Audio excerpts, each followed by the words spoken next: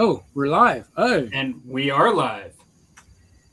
this would be the Musty Wargamers Show, Season 9, Episode 7. Yes, welcome, welcome.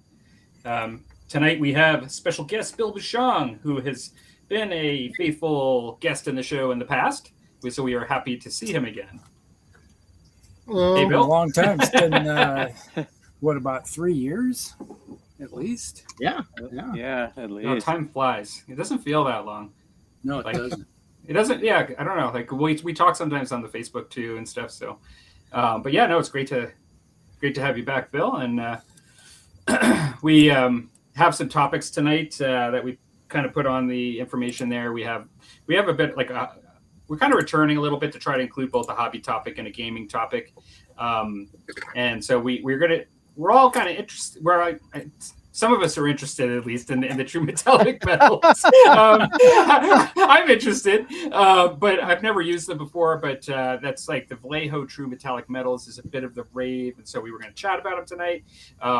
Talk a little about how we like to do our metals, like what our favorite things are, and then for metallics, and see what the folks as the guests say. We've got both Chris from Walkabout Games and Clark in the house. It's been a while since we've seen Clark. Yeah, so good to see you both, and yeah, absolutely, it's good to see you, Clark. And so we're going to chat about that, and then we have another topic, a little broad, so you could really answer it any way you like. With your hobby, whether it be gaming or painting, doesn't really matter. Whether you participate in the tournament scene or not, how do you find that the tournament scene for your hobby affects your hobby, in some ways, and so your own interpretation on that, whether it be like how you game with folks, just other stuff.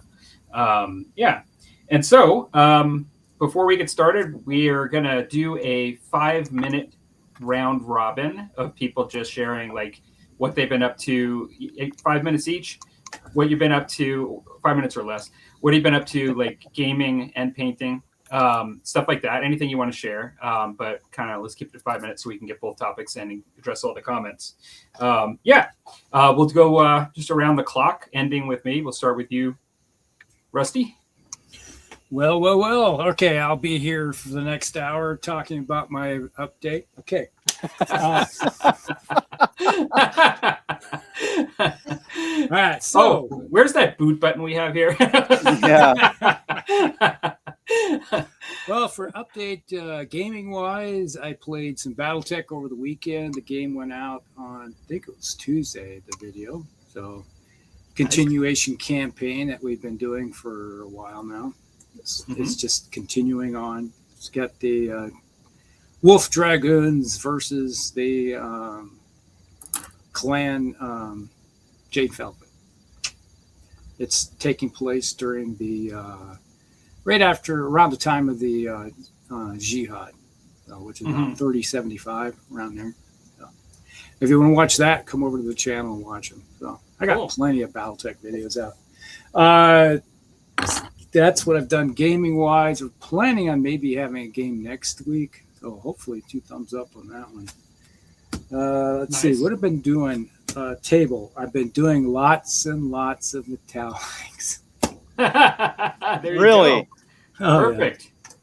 Yeah. I've been working on the custodians for this is for Jesse. I don't know if he's going to be in here tonight in the chat room, but you might want to move a little towards the light. I can see the guys on your table better than that, or pull it back. Yeah, there you go. Yeah, that's a little better. So yeah, cool. Yeah, this is not the best of camera. I don't have a lot of light right here, but yeah, it's like you can see on the table. I have a whole pile of them. There's a whole bunch of metallics right here. I got Sisters of Silence, Custodes. I've been working on the metallics on these. This was the test model that I put together with all the colors on it, what it's going to look like finished. And so it showed it to him. He's like, "Oh, that's cool. That worked." So, and then nice. They're also magnetized, so I can stick it to the side of my desk. There you go.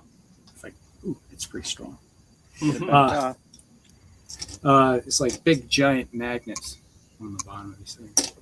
The also on the table, I do have. If I don't feel like doing those, I do have dwarves. Okay. Got the But if fantasy you look going at too. scale. One of our previous topics was scale creep. Yeah. Yeah. Yeah. So yeah, that's pretty much what I've been working on. Is tonight I'm going to be working on. I got all the metallic. I'm going to do a second coat of lighter silver, which is the P3. What is this called? Cold steel. Give them the cold steel. Nice. Cool. So that's what I'll be doing tonight. Now, drink. Now, if you're a friend of me on Facebook, you'll know this one. But this was my Christmas gift. This Nice. is Glenlivet Caribbean Reserve. Oh, nice. Yeah. Looks a lot different than when it was in the box. Like the box yellow. Was it yellow? Or is Yeah, it red? one was yellow, one was it greenish? This one Okay, was, this was Yeah. the yellowish one. So, Gotcha. Nice. You got it. Is that just opened it up? That's the first Yeah. first swig. yeah, Sweet. I've been reserving it for the show. Nice. I Well, you were- popped it open a while back, and I was like, "Oh, that smells so good." Awesome. So, Well, in case All right. you're wondering, you still had 30 seconds, so that's actually quite good there, Rusty, for a 5-minute update. I can go longer. I can do more. No. How about you, Bill? What you up to? I am currently painting at Hexton Hills. Oh, is that the 3D printed stuff? Oh, cool. yeah. My son wants me to. My son picked all those up. I do have all the files to do those, Yeah. so you can make obviously scale to how big you want them. But Oh yeah. So it's for a. I can use it as the map for 5 Leagues from the Borderlands. okay, Cool. I just So- got that rule set for Christmas. All right. I just got the PDF version. I don't have the physical copy. Oh, yeah. Cool. Good deal. Have you been doing much gaming lately, or no? Unfortunately, no. Not so much. That's what led me to do the 5 Leagues in the Borderlands. Although I did get a Christmas gift from my wife,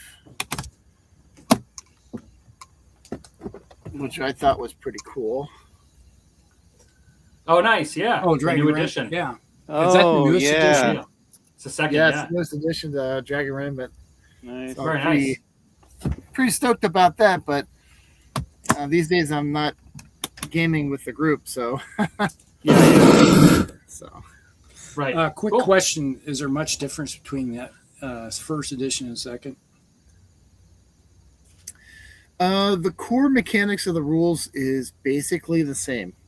Okay, But the second edition has a lot more meat to it on the bones. Mhm. So it's got extended magic rules. We're having complete lists of magic. Whereas the original rules had like 5 spells. This one has dozens of spells. This one's had all sorts of categories for fantastical creatures and stuff like that. So yeah, it's fleshed out essentially. so it seems kind of like fleshed out, like what's the other Lion Rampant. the fantasy Oh, yeah. other Absolutely. Right on the nose. Lion Rampant was fleshed out with its second edition. Yeah, you're Yeah. absolutely right. Yeah. Okay. Yeah. That's cool. That's awesome. All right. Well, anything else, or shall we move along?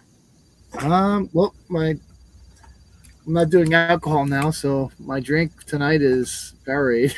There you go. All right. Hey. Yeah. Good. There could even be something in there besides Powerade. You never know. Anyways. And how about That's you, it for Dan? me. Yeah. Okay.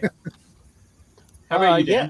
Dan? For me, I've been doing some painting. For Christmas, I'd gotten a resin tank for my Soviet force, so that now with the new 3rd edition rules, you have to have a command vehicle, which I did not have. So Right. I got that and got it painted up, and my buddy Mark, we're lined up in a couple weeks to get together and play a game. So I'll be able to build a different list, which I'm excited for that. Awesome. Yeah. Bolt action. Yeah. And then I painted up another Knight of the Realm, and right now I'm working, which I know you won't be able to see it worth a darn. I don't have enough light, but we can. Yeah, it's too much light. Okay. I don't know. You work on the horse there. You got the horse. Yeah. This is the 5th edition Rapunzel de Lyonesse, or however they say it. Uh-huh. And so she's going to be my battle standard bearer, and I'm freehanding the banner, which I've kind of got sketched out. So hoping to get that knocked out here like this in the next 4 or 5 days. Nice. And then I've got got a unit of 20 foot knights that they're the 5th edition medals. There's about 5 of them that were available. And then otherwise I've taken, I think I mentioned in the last show, heads from the 5th edition plastic knights and putting their heads on other medieval knight figures. Then they match right in really well. I've used Black Tree Design, and I've used Front Rank, are 2 that seem to work well. And then I needed a musician, so I used a torso from a mounted Bretonnian questing knight with his trumpet, and they're at the waist. I don't know if you know, on the 5th edition, they're metal legs, and then all the torsos are different and heads. Yeah. And so I took one of my foot knights and sawed him in half, and it was just about the right exact size. And so anyway, I've just got them kind of poster tacked together to see how I can rank them up. And so when I get done with this set, I'm going to start pinning those and getting after that, and just painting each one individual heraldry. So yeah, something I can use in Old World, and just fun way to use up a bunch of those medieval miniatures that I've had lying around. All of them were just ones that I've had through the years. And Rusty and I are kind of looking at the 21st, I believe, of this month, trying to get together to play an Old World game. So nice. Awesome. That'll be. We haven't played since the 3 of us got together back, a year and a half ago. Are you guys going to look at the 1.5 update from last summer? Or I assume we will try to. I've just read through it like months ago. I have not. I didn't know if that was just going to muddy the waters more for us or not. We hadn't really talked about that. Yeah. Yeah. I think it's better overall. But yeah. Yeah, I just thought it might be more difficult for us. We'll be already looking through the rule book 100 times. And then it's like, oh, but this is different here. Yeah, you could go that route. So, and then kind of get up to speed. And then I'd love to, everybody says it's better. So I would go for that. Yeah. Yeah. I was going to say, it's like the last time I played Old World, I was back when I was in my 50s. So you turned old on us. That's right. Sorry it about was that. The old world. What's it like out there? Well, back in my day. Yeah, back when you was a kid. And I'm drinking water. So that's my drink of choice tonight. That's me. There you go. All right. Well, for the holidays, I've really not been gaming. I took a bit of a break for like 2 to 3 weeks. I would say about 2 to 3 weeks, but I'm actually going to be gaming a fair bit starting next week. Like the next 2 weeks, it's a lot of catch up, and I actually have. Sweet. In the next 2 weeks, I have 2 pillage games scheduled. I have an Old World game scheduled, and I have an Adeptus Titanicus game scheduled. So I got 4 games coming up in within 14 days, and that's a fair bit awesome. for me. Yeah, it's a little bit. I'm a little bit jealous, but that's okay. And so that's what I got going on for that. Painting wise, I haven't been painting either over the holidays, so I've really I'm in the catch up mode now. I started that Japanese terrain, and I'm working on the Sarissa Precision Torii Bridge or Torii, Yep. Mm-hmm. And then I actually I took these buildings, and I actually put a mixture of brown paint and Mod Podge on them to kind of seal them. Oh, Just good provide idea. a bit of brown an- paint and the Mod Podge together. together. Yeah, it's I did 1-to-1. This is what it looked like before it, because I hadn't done this one yet. But when doing the Tory, not a bridge, but the Tory thing, it actually did seem to paint kind of nice. Like I've just had times in the past when I work with MDF that Yeah. it would really absorb my sprays and just everything, and even slightly expand sometimes at the edges. And I just wanted to try to do this differently. So far, I like doing it. I might have to modify it a bit. I have to look. But I also have another one, this one here, that I put that stuff on. And then I have one. I've got 2 more buildings to do, but I've got this other one sitting here that I built that I'll do this. I might do a video on it. That's why I left that one like that, just in case it comes out nice. I'm going to not do a video until I've painted it first. Just in to see that case. it works. Yeah, just because this is new for me. So I Yeah. kind of figured it might be new for somebody else to try doing that. Yeah, that's good. Yeah, and so that's good so far. And then as far as figures, like I've got those Japanese Test of Honor miniatures that I've already showed, like on video, that I've got coming up. Those will be coming up next. Mhm. What I'm working on tonight probably is I've got these 2 3D printed flocks of sheep that I've already shown. But Those look bad. yeah, Those- exactly. those- They those are nice. yeah, they're so bright under the white lights here. I can't really see much, but I've kind of sprayed them white over the gray undercoat, and I've painted a couple brown. And I'm just gonna paint the earth tonight around where their legs go for the base. And I'm working on those to be able to use them. And that's about it for that. And then for in true Musty fashion tonight, I'm kind of going back to having some scotch tonight. I know I've been drinking a lot of beer on the show lately, but I've got Dalwhinnie 15. Oh, that's good stuff. Yeah, it is kind of nice. I've had this one before, although not a lot. You can see it's pretty full. It's unusual. Have a bottle that's full. And so that's it. Yeah. Sweet. So before we we'll do the pre-comments prior to the topic before we go on to the first topic. Most of these are a lot of the hey is like, hey everybody. But we do have here, Chris says that we are running a 1/18th scale Space Hulk soon, probably starting in February. That's awesome. Are those action figures 1/18th? Like we had chatted about that once, or are those miniatures? I think we were talking about like how they have these like Joy Toy ones. Yeah, they have the Joy Toy action figures, and I know Chris is doing a game like an actual. There's like a group, like, and they're on, I think they're on Facebook and they're on YouTube, but they have it used to be, it's Templar Crusades, who had a YouTube channel. I don't think he does that YouTube channel anymore, but he's one of the people that's running it, and Chris was telling me about it. And so they actually will bring in these Joy Toy figures, and they're actually doing like, they have a set of rules and everything. They're not using like the rule book. They're using a separate set of rules they created for this game. Sounds pretty cool. Yeah. And then, of course, I think that's it. And he goes, bah. So he might be typing away to confirm or deny what I'd said. But in any case, so great to see some folks in the house tonight. And we'll get on to the first topic. I thought maybe it's a bit of a lighter topic. We got Josh in the house too. Hey, Josh. Oh, hey, Josh. Have a great show today, guys. Are shopping for a new glass. Out shopping. So he's actually not in a place where he can watch. He's just kind of chiming in to say hi. Yeah, thanks for stopping by and saying hello, Josh.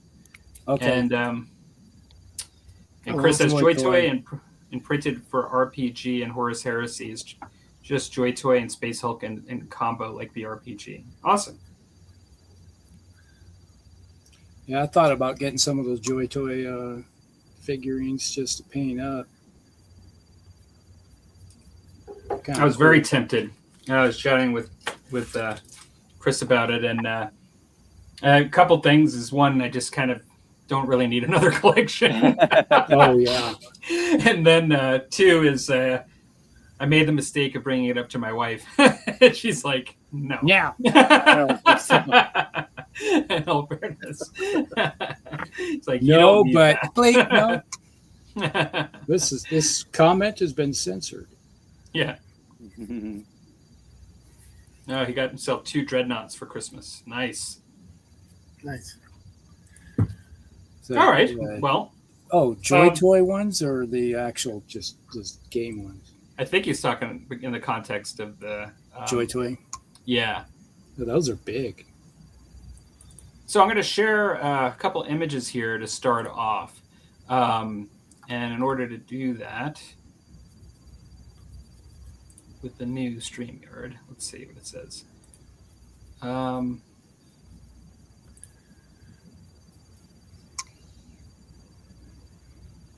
Oh, it should just be right here.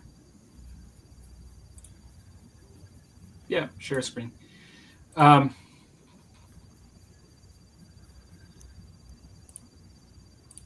me if you guys can see this. Yep. Yep. Nah, look familiar. Does it look big enough? Yeah. See? It fills the screen. Yeah. So, I heard about these coming out, and I don't know how many people in the comments have seen them.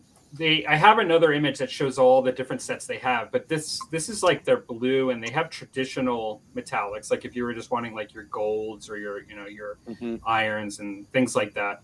But this happens to be the blue one. And the thing that's sort of interesting that I thought was interesting is that some of us may do this already, where you have like a one metal, but then like you'll take another metal that's lighter and you'll just sort of hit the edges and brighten it up. And you could, of course, most of us probably have put washes on metals, like to get the recesses and things. And but what this does, this system, and they do this with like a wide variety. I think they said they have 80 different colors for this system, is that they group them together, sort of like the idea of like a triad, I think, but except instead of based on just 3 different color tones, each one has a base color.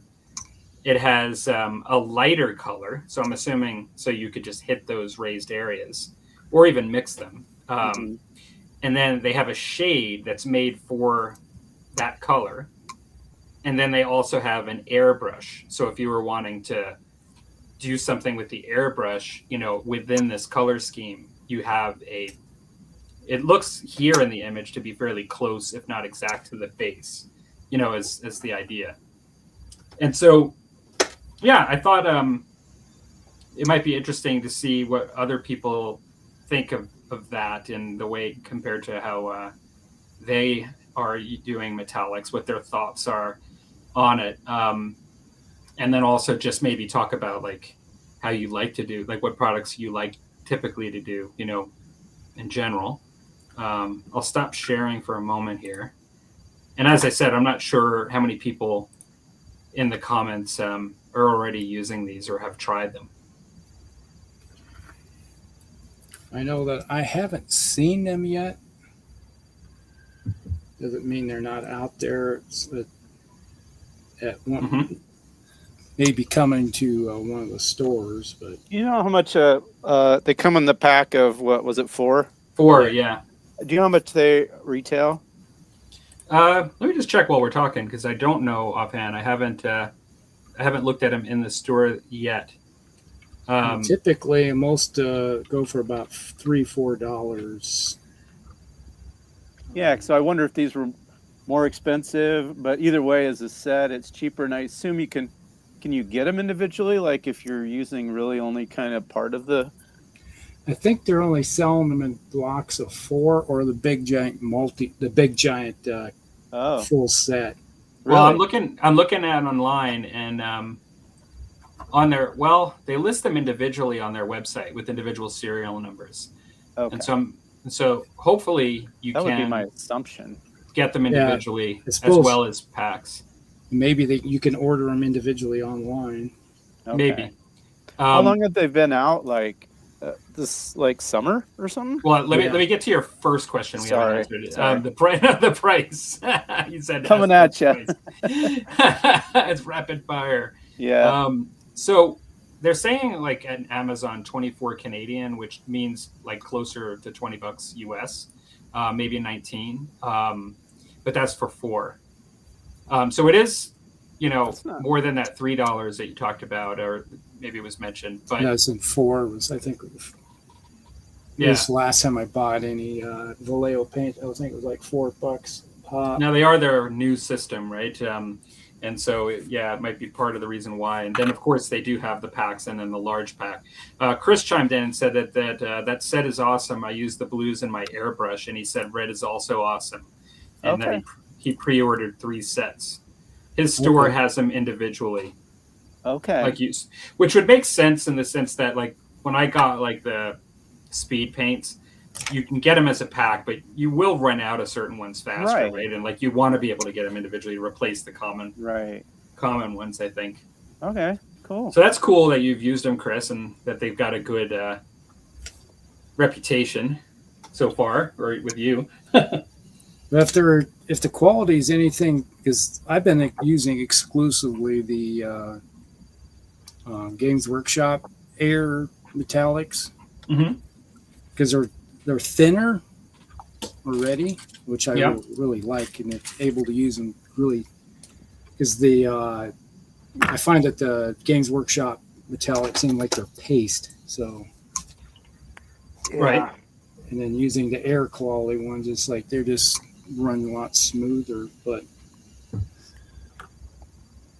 if they're anything of that nature and quality, I would probably really like them.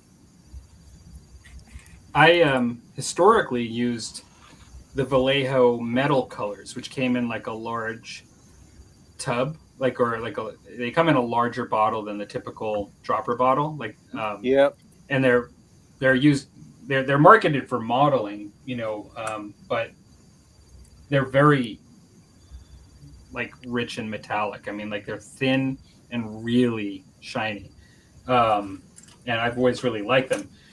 I was hoping that would be seen as a totally separate thing, and they won't get rid of those just because I do like those, and I'm hoping they don't get rid of them, because of this. Having only one metallic line, then. Yeah, I would hate that.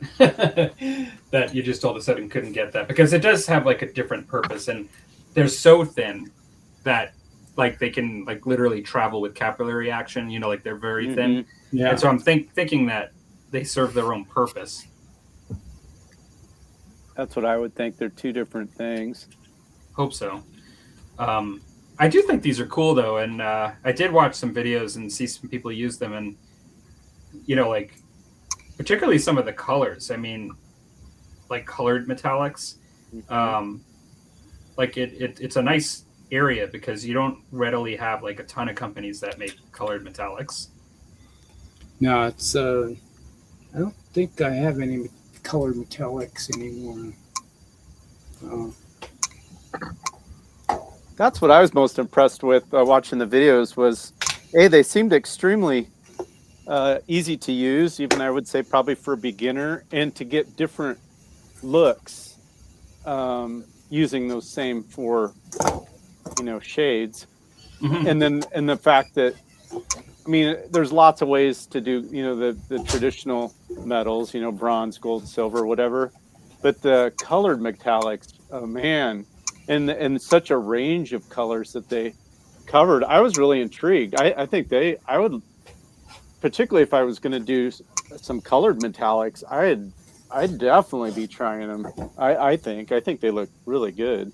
Yeah, I had some Vallejo blue metallic that I was using for somebody that for doing some ultramarines, and they wanted a little bit of a metallic flake in their in the paint, so it'd make them more sparkly, more Smurfy.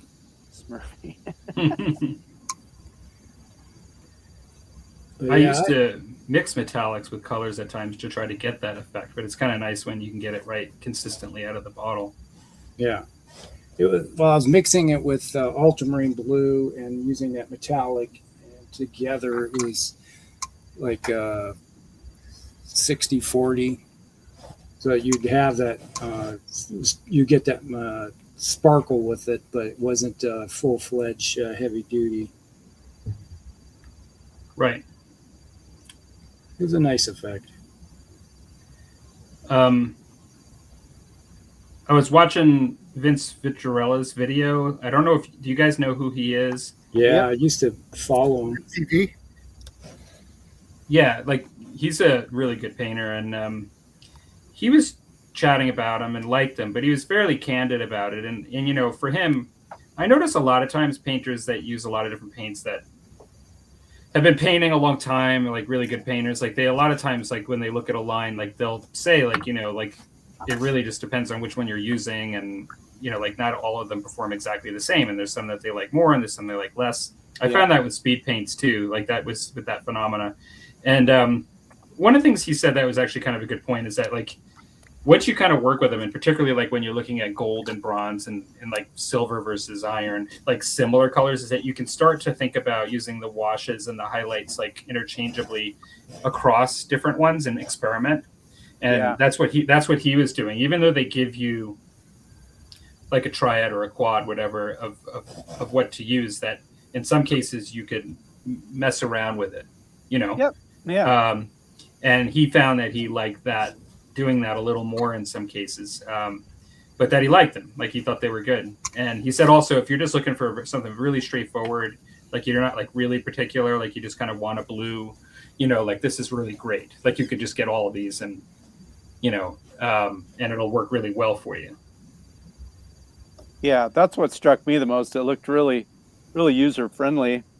Granted, most people aren't going to have the full 8 million set like he had, as far as, you know, like he was using one out of this quad set and, you know, get some cool effects, but it does show how they work together. So yeah, I just had a really positive, and I still paint kind of old school with layerings, how I typically paint. You know, maybe I have a wash in there, but I do the dark and then I just work from dark to light. Done that since I started painting, more or less, and that's kind of the same technique that they're doing for their metallic sets. Yeah. We got Simon in the house. Hey, Simon.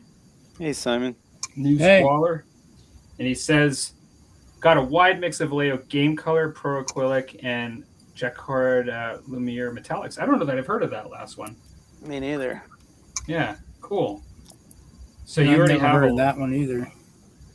He already has a lot of different metallics. It probably may not want to be spending money on more, but I'm not sure if you've thought about these ones yet, Simon.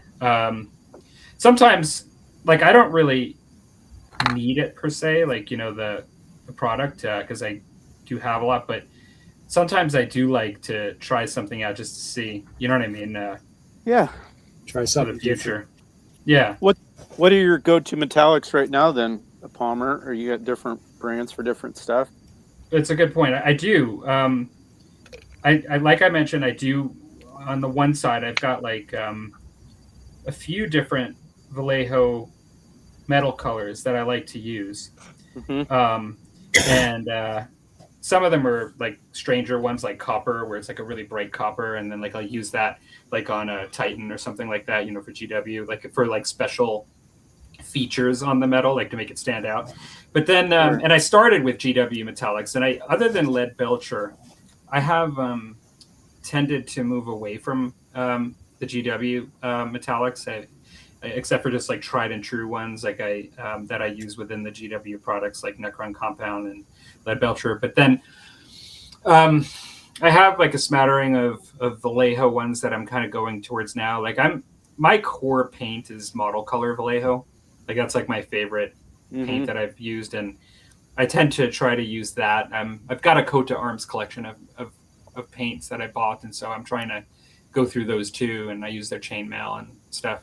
Okay. But I would say I am kind of a Vallejo guy to begin with. Like for many of us that started with GW, like there are certain colors that some of us will just stick with forever because we're just used to it and like Yeah, them. does what you want. Yeah. And I'd say the biggest problem I have is that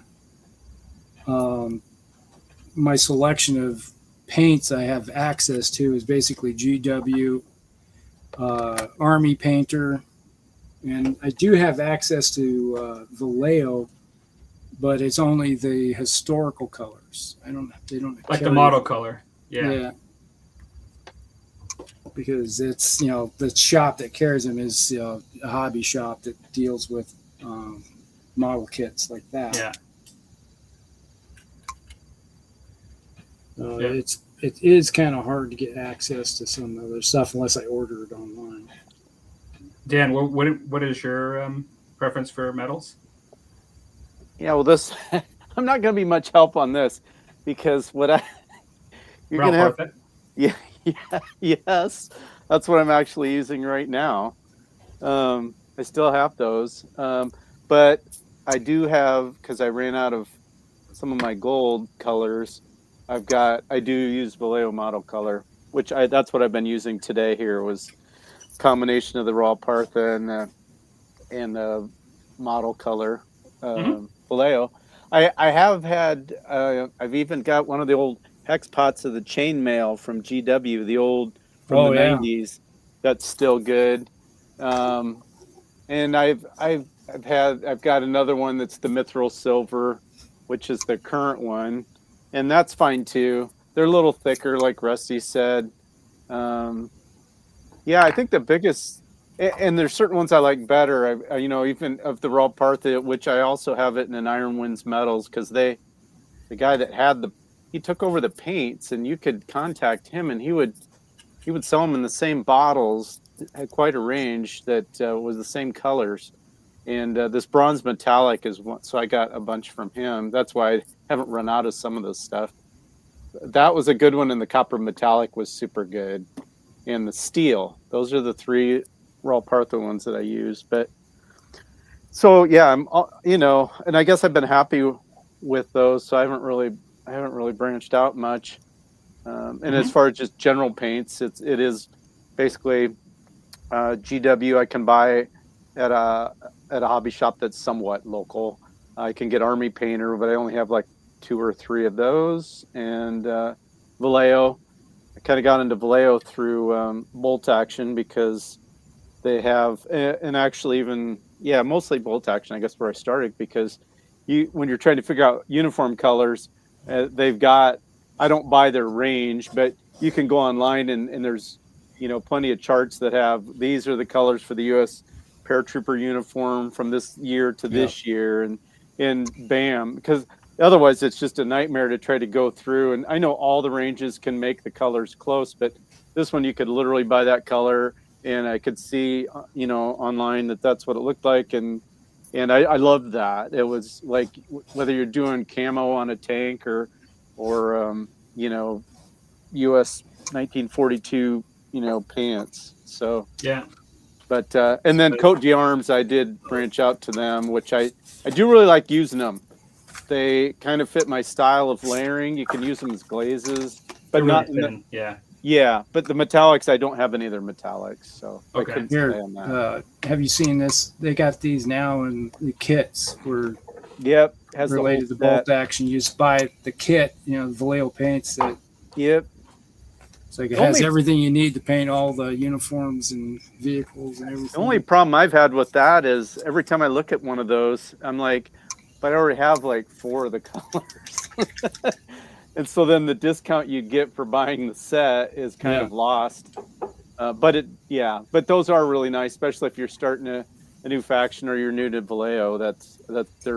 And they are good matches. They're, a lot of the button counters really like the Vallejo matches that they've come up with for the different.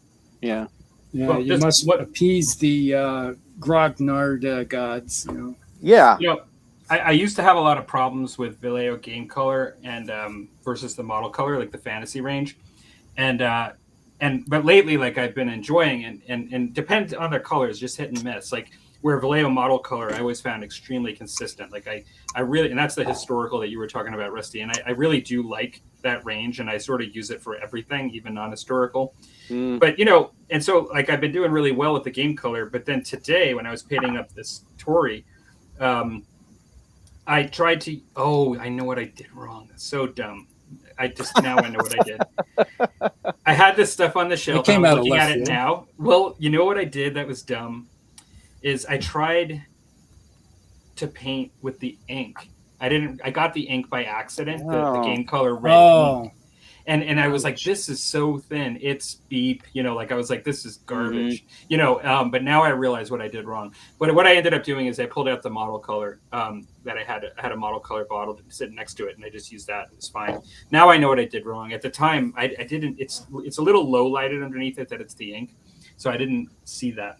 But we do have, before we get to Bill's response here, we do have just a couple comments. Simon says the last one that I never heard of, the Jacquard Lumiere metallics, is if you want to paint a very specific colored metallic like an olive green or a burnt orange. That's interesting to know, because Okay. I'll have to look into that in case you're ever wanting to do something kind of like unusual with metallics. And then Chris says Vallejo is my go-to for metals. I like Vallejo as a company. Yeah, me too. And I guess that's one thing I was going to caveat into what I'd said was all the metals that I've ever painted are for, they're gold, silver, bronze, they're historical. So I've never gotten into the colored. I've never had a need for that. That there's probably are ranges that are extremely good for that, but I'm still with this basic metals. So that's maybe just to be aware of that when I commented, I guess. Coat to Arms actually has some colored metals that are in my collection that I've rarely used. I think I've only used it for like a magic sword or something. Oh, sure. But they have some pretty cool stuff. So Bill, what do you like to use, and what are your thoughts on the new thing so far? I watched a video about the Vallejo metallic paints. And it just goes against my grain, unfortunately. Okay. Interesting. Okay, do tell. Well, when it comes to painting metallics, I have a couple different methods. If I'm doing something that's like chainmail, like I'm doing Dark Age, Hearthguard type warriors, I'll paint the figure all black, and then I'll dry brush it with a metallic. Sure. Yep. Same. Which Absolutely. is completely the opposite of the Vallejo process. True. Then on the flip side of things, if I'm like, I like to use the metallic, I'll use a black and then some grays to build up the color, and then I'll use the metallic as a Like a highlight. A highlight, which is obviously the opposite of what the Vallejo metallic paints do. Not necessarily on that one. They still like to highlight. You're using the metal strictly for the highlight, is what it sounds like you're saying in that. Yeah. Way. Whereas for them, they're just using one highlight of a metal over another. They are highlighting. They're just not doing it that way. Thing. Yeah. But that's cool. I mean, that's an interesting point. I like to do chainmail just as you said. I think that's like one of the best ways to do it. Yeah, same. And so I could see not wanting it for that reason. And if you're primarily doing that style, yeah, that makes sense that wouldn't be for you. Well, for one thing, it's they wanted you to do it that way, so they go through more paint. Because obviously it's the eyedropper style container, so you pour half the container out and. Yeah. What brands do you like to use, Bill? I like to use just the Army Painter stuff. Mm-hmm. And when I talk about highlighting, I do a lot of black powder stuff too.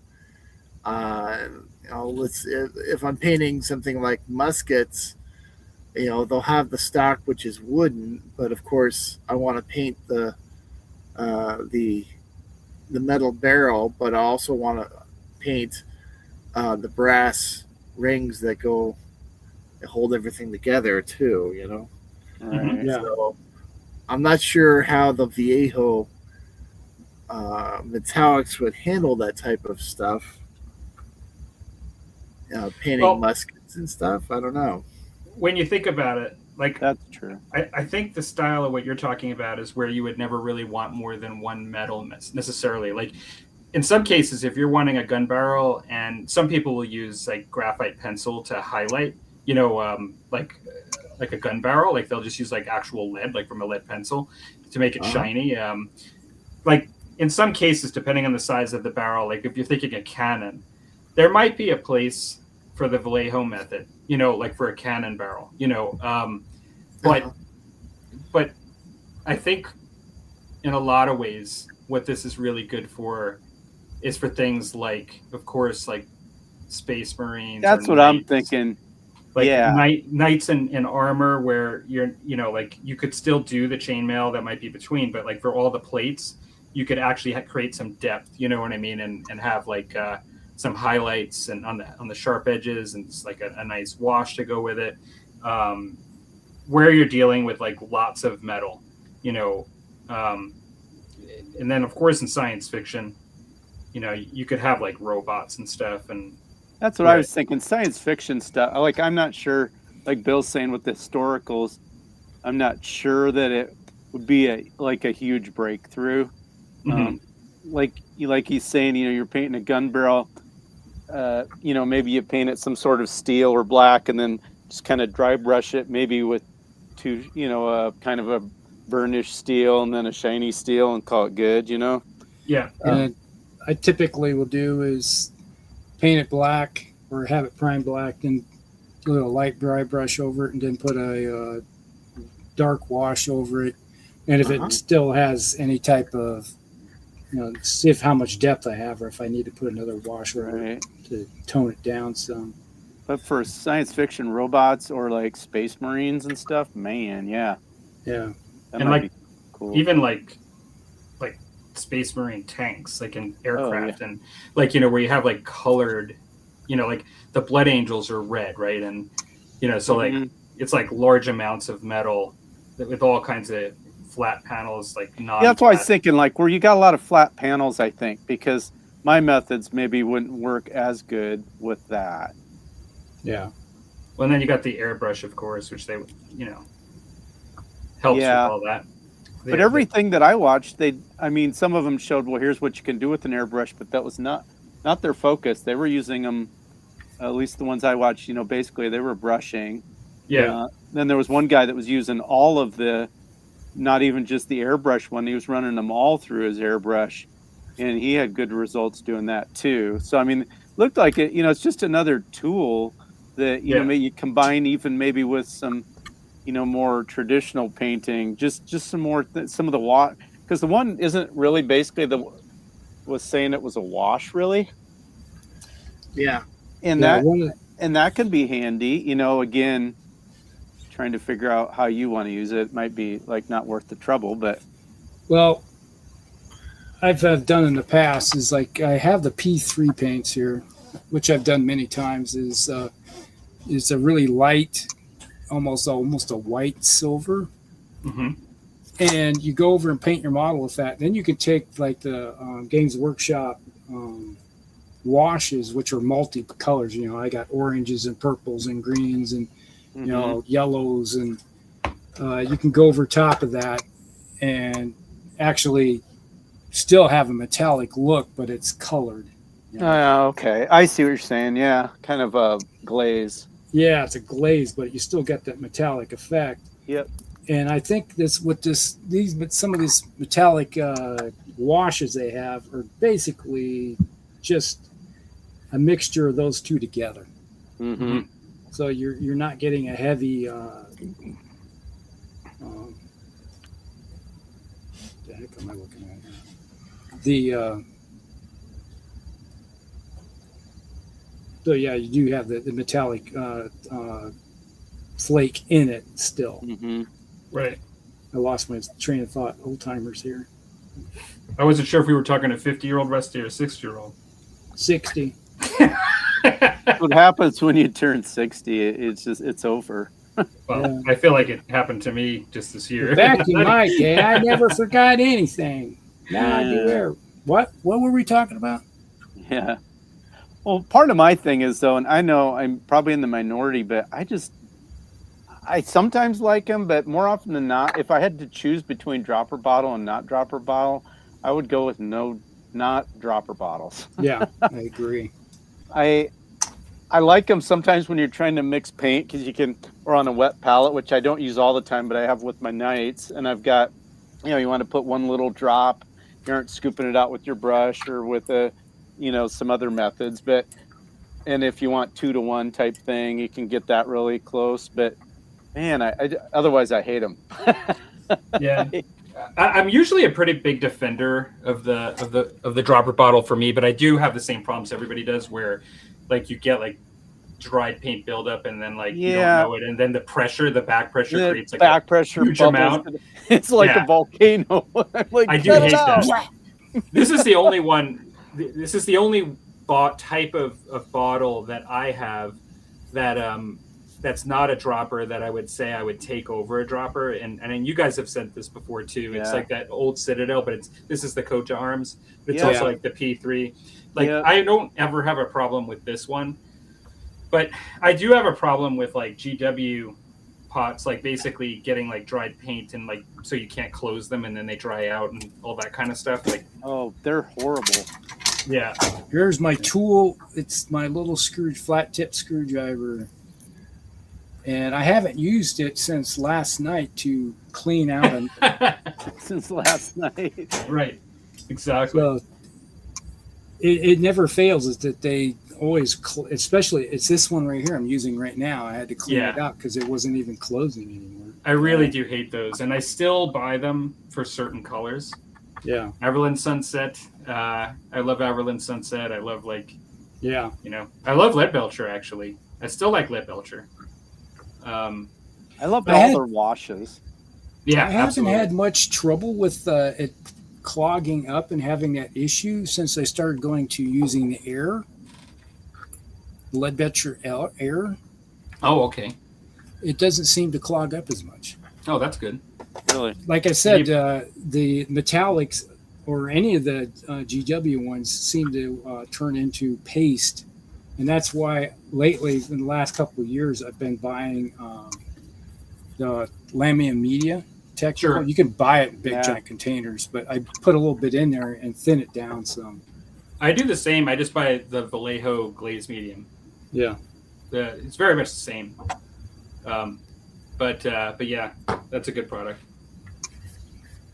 We got a couple of comments here still, and we are coming up to the second hour of the show, so it's perfect. We are coming up soon to another topic, but Chris, I don't think I caught this one, but Chris just said that he bought the green, the blue, and the red, and he seems to really like the new Vallejo paint system. I might actually pick some up. I might find a reason, like with all the projects I've got going on, to actually try it, just because I do think it's nice just to see. Yeah, it's the FOMO, right? Fear of missing out. Exactly. Well, they're intriguing for sure, and you're not spending a bunch of money, Yeah. Simon says, I got a wide mix of Vallejo Game Color Pro. Oh no, we already passed that. Hang on. Vallejo's my go-to. Chris says that he uses a pencil on his muskets. Yeah. And so, heard of that. Yeah, it's kind of a quick, easy way to create a nice little shine there, like a highlight. Cool. And he goes, I bought the new sets for 30K minis, like Night Lords, Blues, and Reds for Thousand Suns. That makes a lot of sense. If you're painting like Horus Heresy, Space Marines, having those like cool, like the original Thousand Suns, the original meaning the the second paint job they meant for the prequels is red instead of blue, so that makes a lot of sense. That's cool. I like those acrylic pencils myself. Those are awesome. I've never tried them. I have Soviet World War II tanks. Yeah. And I was able to use the acrylic pencils, the draw the little Numbers.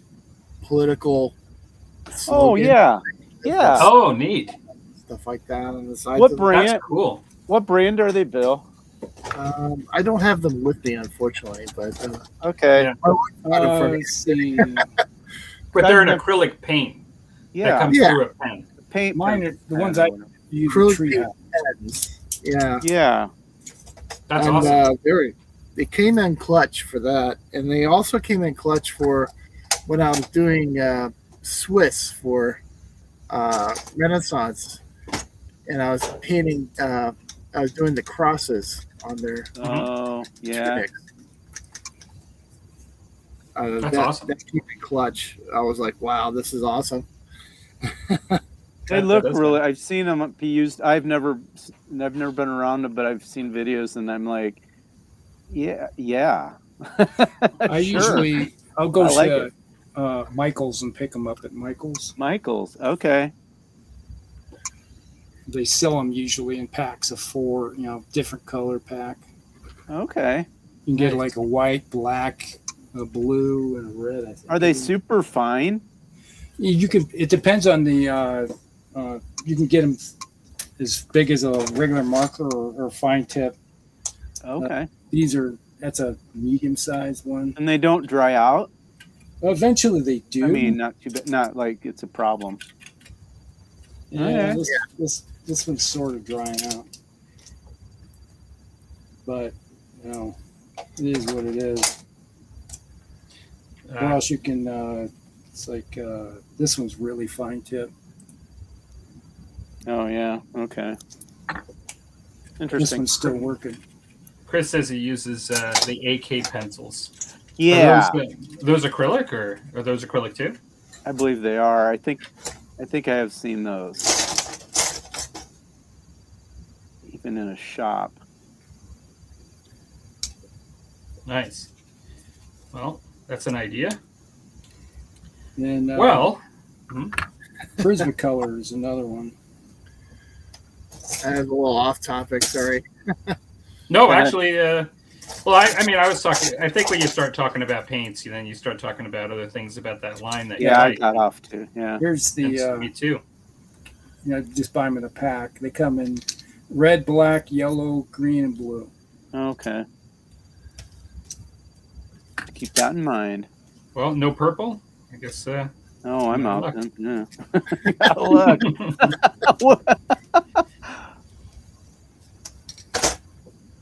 It'd probably be since you're doing Bretonians and stuff like that, they'd probably be really great for if you want to do like the lossage patterns. And stuff Yeah, like I'd want it, or even like the fleur de lis and stuff. Because sometimes I do some where there's just tons of little ones on there, and sometimes even where you can't really even, you're just making it look like it's a fleur de lis. I bet with one of those pens that would work super good. Yeah. A lot of control. And depending on the color of that you're painting on, you could also use a marker too. Yeah, that's true. I just wish I was using them. I had known about them when I painted up Highlanders.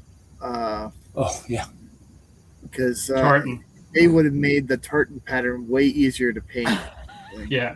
That's where I've seen people use Montartan. You're right. That's one of the videos I saw quite a while ago. Cool. Well, Chris says he's saying that the pencils are for weathering. Is what he uses them for. So the AK ones. Oh, okay. But, we have this other topic here. Dan, do you want to introduce it? I think this was you inspired this topic. Yeah. Came up with it. And it's kind of a wide range thing. And it was almost more of a philosophical question. I mean, I don't have an answer to it necessarily, but I got thinking about it. I was watching a series of videos, and I can't remember the guy that does them, but he was going through the history of Warhammer Fantasy. He started with first edition, and each episode covered one of the editions, and they were very thoroughly done. He had interviews or quotes from previous interviews by other people from Rick Priestley and just the different designers and sculptors and just kind of and where the company went and why and anyway, and I kind of got thinking about that, and I thought about it some when I was playing bolt action the last like 5 years, because I was playing at a bolt action tournament I think about 5 or 6 years in a row, and I just got thinking how important are tournaments in the direction that a game either goes. Does it drive the direction of the game somewhat? It can be, is it good or bad? It can actually be both, even when I thought about it. How much do companies pay attention to it? How much do they start out, well, they're not doing, but then once maybe it gets to where it is in some tournaments, then does that, how much influence does that have, I guess? And some of the things I was thinking about was, well, just an example like Warhammer Fantasy, and go back to some of the, even when you read the rules in the 5th edition book, Fantasy, it's very much supposed to be just kind of crazy, a lot of randomness, not necessarily balanced. If you have a disagreement on a rule, you either discuss it or you dice it and you move on. It's just supposed to be like fun, right? And then, but when it gets taken to the next, because it seems like the louder voices, especially once you get into, the internet time frames, those are the loud voices, that either this rule's broken or this isn't balanced, or, this faction is, way overpowered because it wins all these, and then, you're min-maxing lists. So then that forces the company to, you could say make a better game, because they do need to balance their points. They do need to, address rules so that, it's easy to interpret. Because I even know for me, when I go back and look at rules that I played as a kid, like even board fantasy and World War II board games, we've gone back and played them and we're like, how did we even figure this out? Because it is so vague.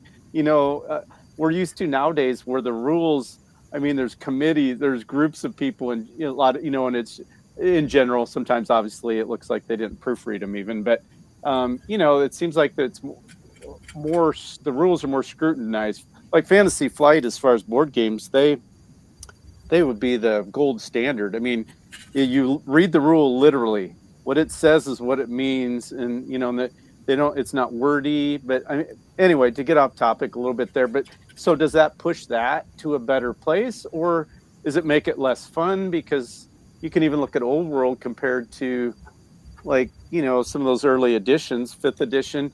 I mean, the magic spells and magic items back then, there was like bajillions of them.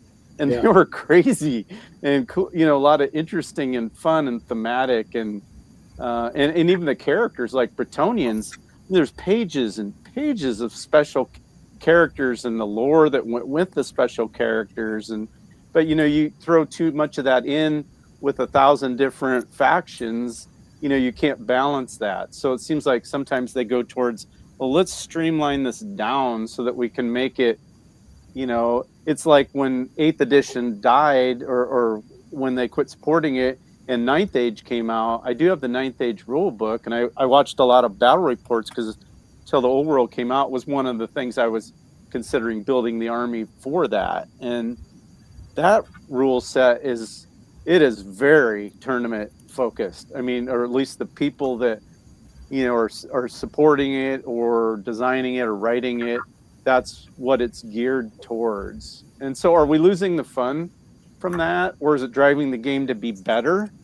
Are the voices from the tournament scene louder than what because most people obviously that play these games don't play in tournaments. I would say that's probably a safe statement. Maybe I'm wrong.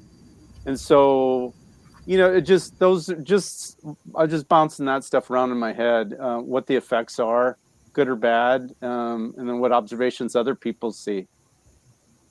Mm-hmm. Who wants to take the first crack at that? Well, uh, that finished that topic. Nothing left to say. Well, there's no answer really to No. any of it. It's just, different ways to look at it. Because I used to think, oh, tournaments are ruining everything because, it's taken some of the fun and randomness out of these games, and like it sort of makes your mindset think, I want to build a list that's gonna, even like playing Rusty. Like I shouldn't even be given, and I don't, and I won't give the list more than like a half hour worth of thought. A, I don't have enough experience with the game, and B, my goal isn't to try to see if I can't, win the tournament. It's like to go play and get my toys on the table and have fun. But because I have played in tournaments, you start looking, well, this is a really cool item, but that isn't really good. It's not really worth the points, or doesn't make sense with how I would play it. But thematically, it'd be cool. Does it start getting into your head, I guess, Yeah. Mhm. Well, I always look at it is that you brought up like old world or old fantasy. They had so many different options, field Oh, things, so much stuff. and nowadays it's like all the characters are gone. A lot of stuff's been toned down to make it easier. It's like dumbed down, I should say. But is it dumbed down, or is it partly also just because you can't balance that much craziness, and it's hard enough to balance what it is? But if everybody's choosing from basically kind of the same spells, you've got the few faction specific, but not a lot, Yeah, they made the spells generic, and they'll throw in a couple of the faction specific. Yeah, which are just like a handful. Not even that. I think it's 4 or something. Yeah, just a few. So it's what they've done is they try to make it easier, which in some ways is that related to what tournaments has done is to actually speed the game up. Is if you're playing a tournament, you want the game to go fairly fast. Yeah, you need a certain amount, like whether it goes an hour and a half or 2 hours max. That's what you got to have. Yeah, you got to have it easy enough for people to play it without arguing over what does this mean type of thing. And it's like, I can understand trying to make things simple in some ways. And Games Workshop has gone that route of making things a lot simpler for everybody. Right. And that may not be related to tournaments either. And, that can just be thinking, well, that's makes it more accessible. People don't want to dig through 4,000 pages of rules if they haven't played, for a couple weekends. Yeah. Now, you played Bolt Action in tournaments before. Is that a system you think is better off? Has been followed? Because I think that a lot of what you see has been dictated by tournament play, maybe. But that's what I wonder. How much of it is steered by that? Part of me thinks, and maybe. And I do like Warlord Games. I mean, don't get me wrong. And in the grand scheme of the world, they're a very small company and doing some cool stuff. But it seems like a little bit of third edition was to get you to buy more stuff. And I hesitate to even say that because I know people always, are on Games Workshop, for saying that's what their goal is. But it is weird because some of their new rules definitely make you either need to or be able to have multiples of this one thing, where if before you had one, you were good. So I'm not sure. In an historical, it seems like there's less. They have made the game, like Rusty would call it, dumbed down or simplified it, in my opinion, which can be a good thing. Sometimes, it doesn't have to be complicated. You don't have to do 47 rolls and look up 16 different charts to fire, your pistol. But at the same time, there's a difference between, Monopoly and I don't know, but you know what I'm saying? yeah, I do. But is it? I don't know what they're. I wish sometimes just wish. Why does it have to be a secret? Can't they just? I mean, unless it's What's really the formula for your thought process? yeah. making I mean, this? were they thinking we're not getting enough new players? It's too complicated, or we just need to mix up the. See, some of it for me felt like their goal was, which was back to this topic, was to mix up the meta. Yeah. And so then because the real people driving the game, or if you go onto YouTube and do bolt action, there's this, I don't like that, not, it's not even a community, but there's the loudest voices, the most prominent figures are people that play all the time, right? Yeah. Whether they're going to tournaments, and it can even be the hobby channel where the guy's always showing he's building a new army, or he's adding another, armored platoon to his bolt action force.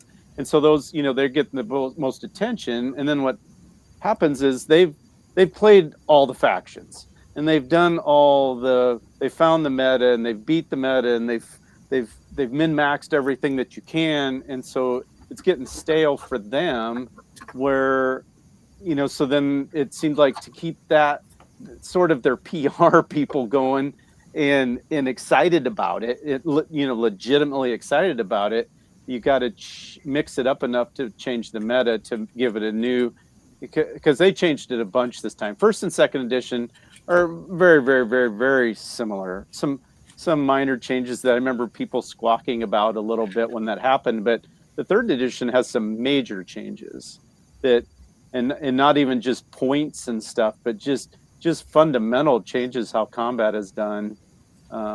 So was that driven somewhat inadvertently by that? The people that are really into it, really competitive, really are in it, we're going to start to either go to other rules systems maybe, or, lose their enthusiasm for it because they've explored every corner of the game, and it was and they were worried about losing those people. Yeah. I want to steal something from NASCAR. Mm-hmm. Win on Sunday, sell on Monday. Yeah. Which was, it's like I always see it back when I used to play a lot of 40K, was that you look at the tournaments. They have the Las Vegas tournament. Who won? Who's the top team, or what was their list? And whatever top 3 lists that won in those, like say the Las Vegas tournament, mm-hmm. those would be what would be selling the next day. Mm. And that was all driven by tournaments. Mm. So a lot of ideas shared. So basically, Bill, what are your thoughts on it from the context of what's been said, and just a reminder that it's basically, how do you find tournaments affect your hobby, the existence of them, your games and your hobby? For the most part, I'm a narrative player. Mm-hmm. Yeah. I avoid tournaments usually like the plague. Although,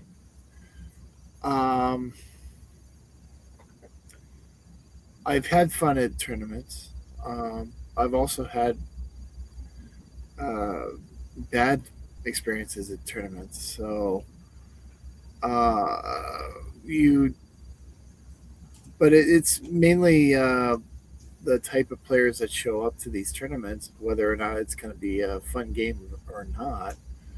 I tend to think that the rules are sidelines as opposed to what type of players show up to these tournaments. Mm-hmm. To me, it's the personalities, not the rules. Mm-hmm. Yeah, that's true. That's a good point. Yeah. Now, I've never been to a 40K tournament that I liked, unfortunately.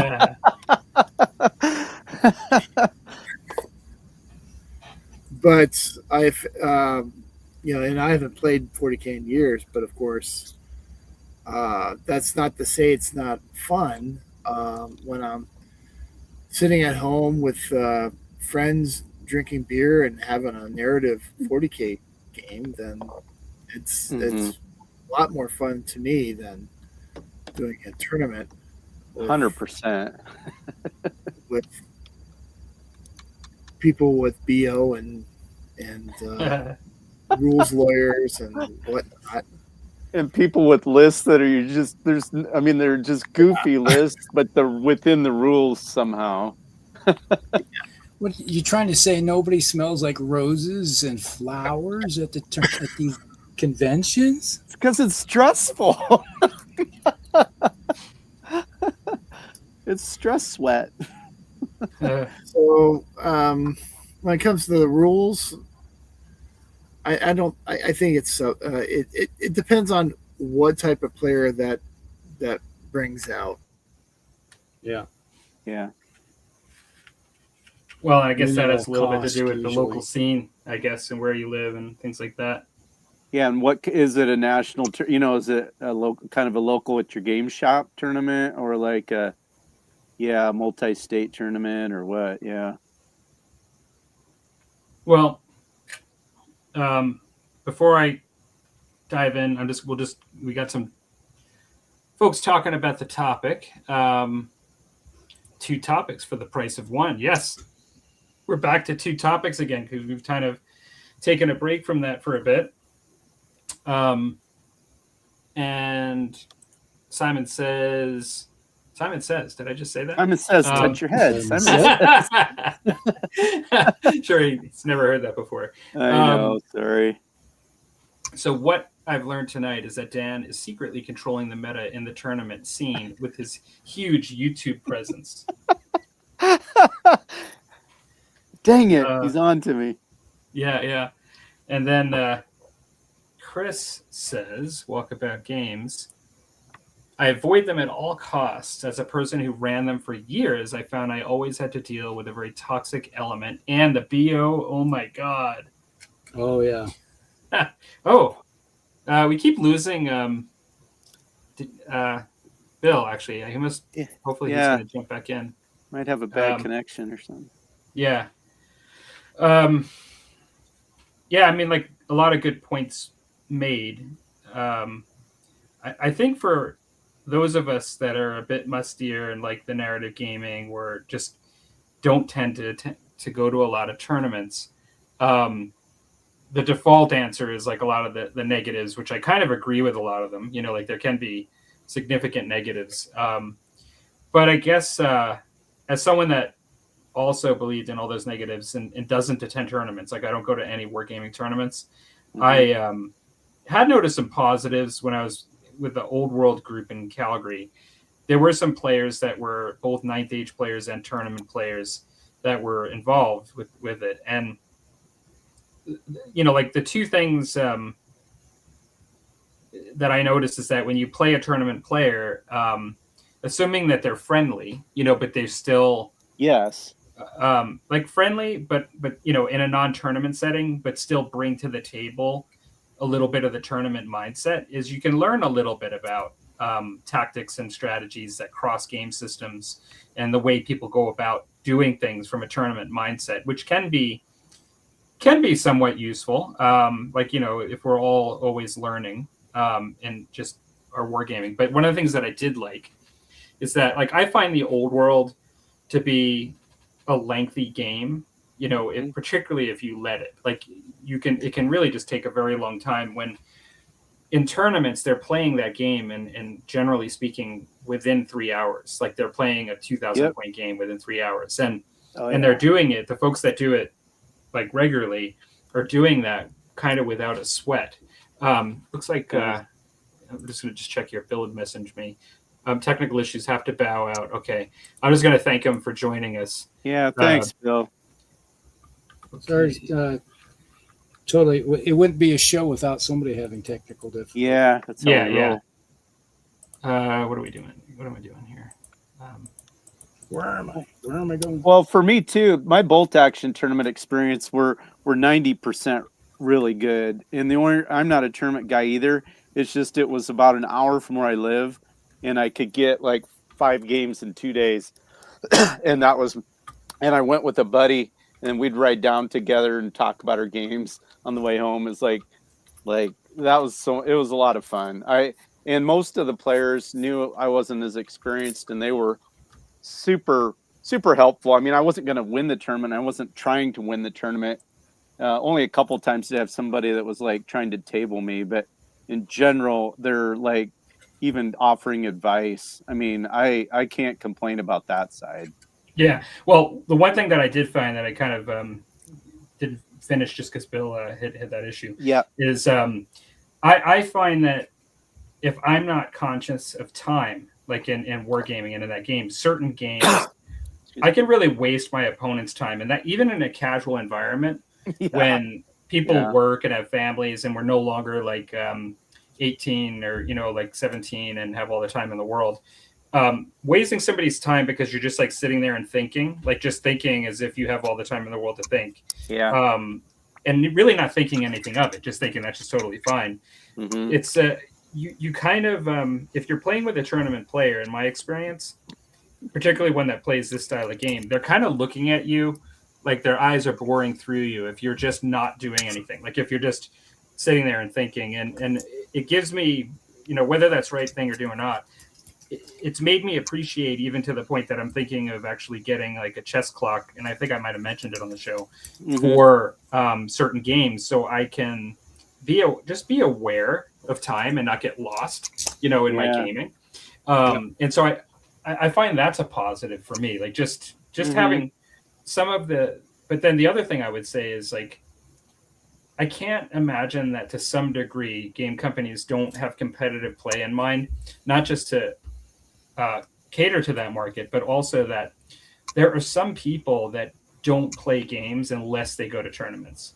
Like they don't have a friend group to play. And like I knew a guy who's a family member that, I'm trying to think, I don't think it was actually not tabletop gaming, it was like board gaming. He went to board game conventions he was a professional that like worked really hard and like didn't have a lot of time with family and kids and lots of other things and work to game. But then he would get the ability to go like on a weekend to like either a tournament or a convention and put everything else aside and just focus on that.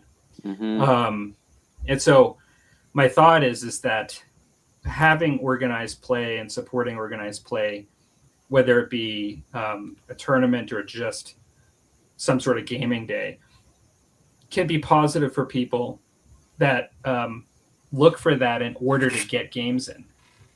Yeah. Well, and for me, actually, you're kind of like that, Dan. Like you would actually go to it for that reason. Yeah, and it was weird because it was not at the best time of year for me. It was right when, if everything went well, I would just have gotten done planting maybe like a week before the tournament.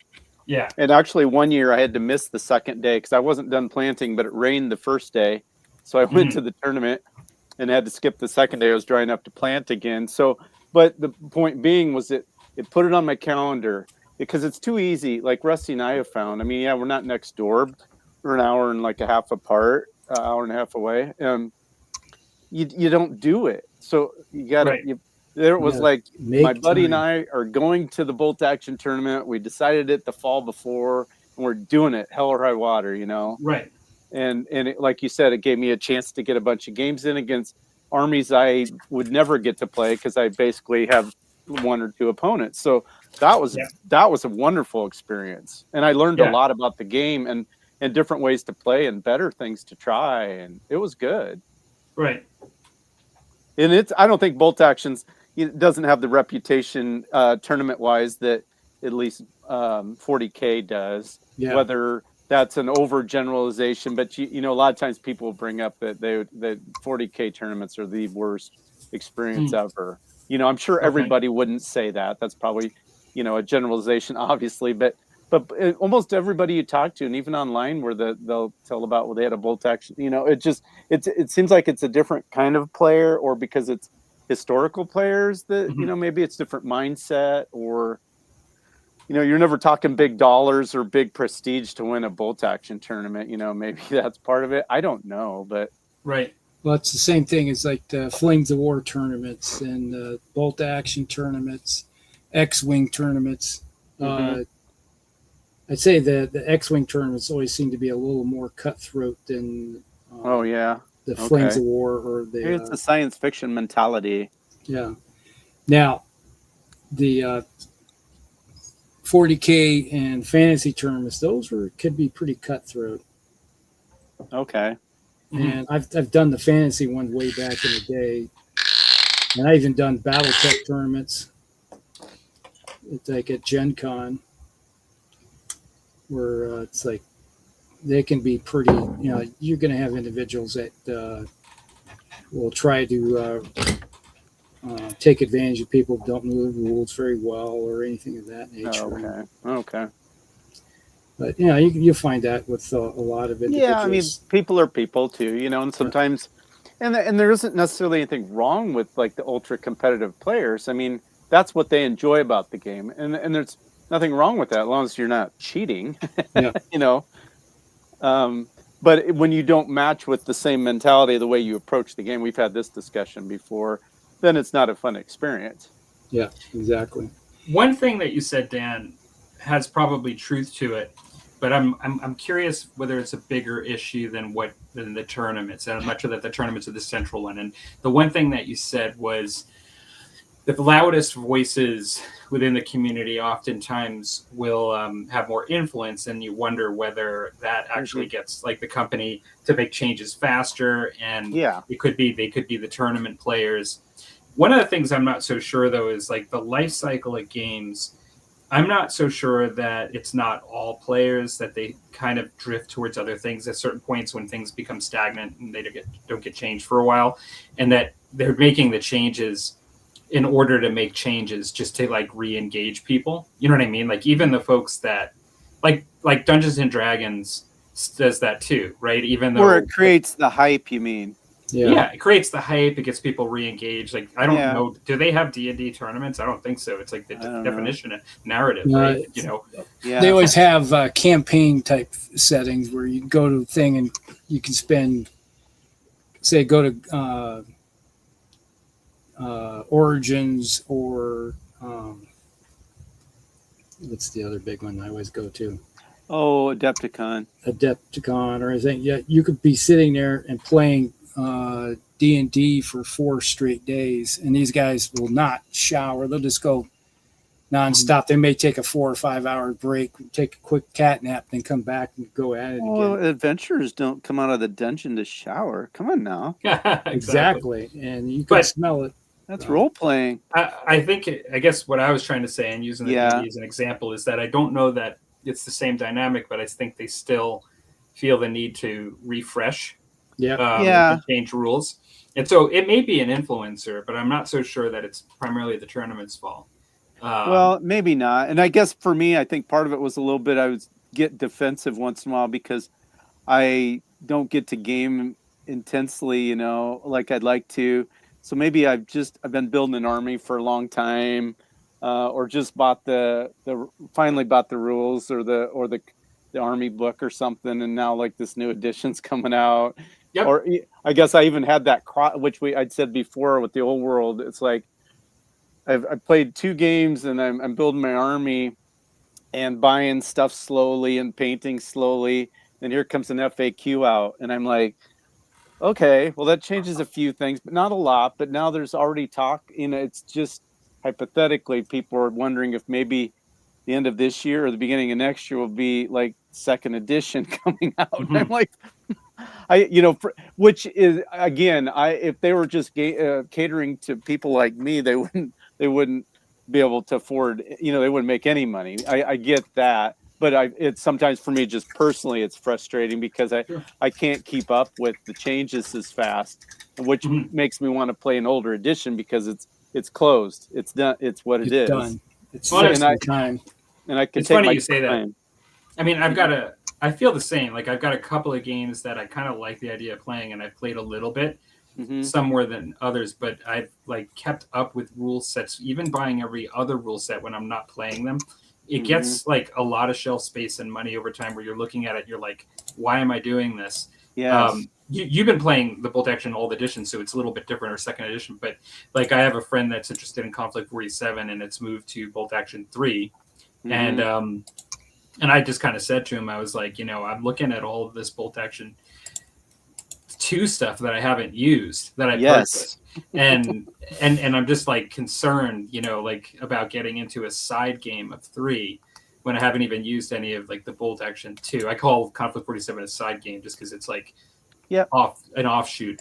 But then like Infinity is the same. Like I really like Infinity Miniatures. I really enjoyed playing, but I don't play, and then I buy like really expensive rule books and then I don't use. Mm-hmm. So I'm kind of pretty gun shy.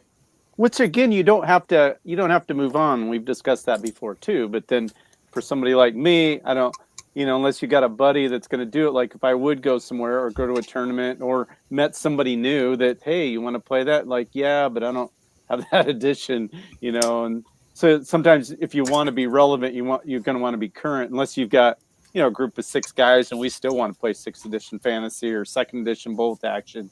That's totally good. But that's probably not where I'm going to be at. So exactly.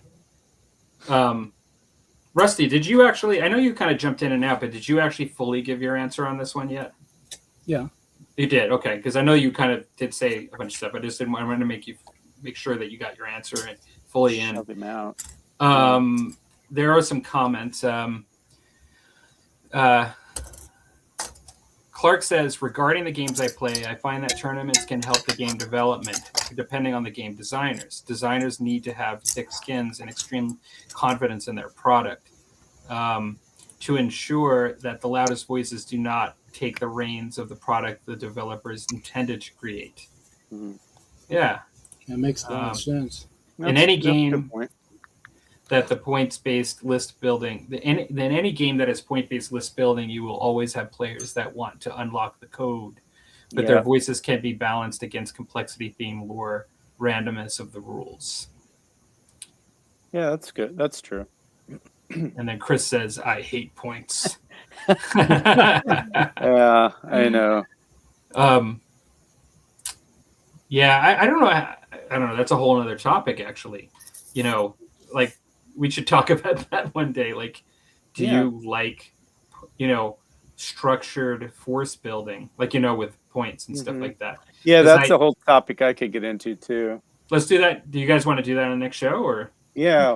Okay. I won't comment on that because I'm ready to comment on that. Yeah, me too. And I'll let it go. Let's just hold off. Thank you, Chris. You gave us with 3 words, if you consider I a word, even 2 words.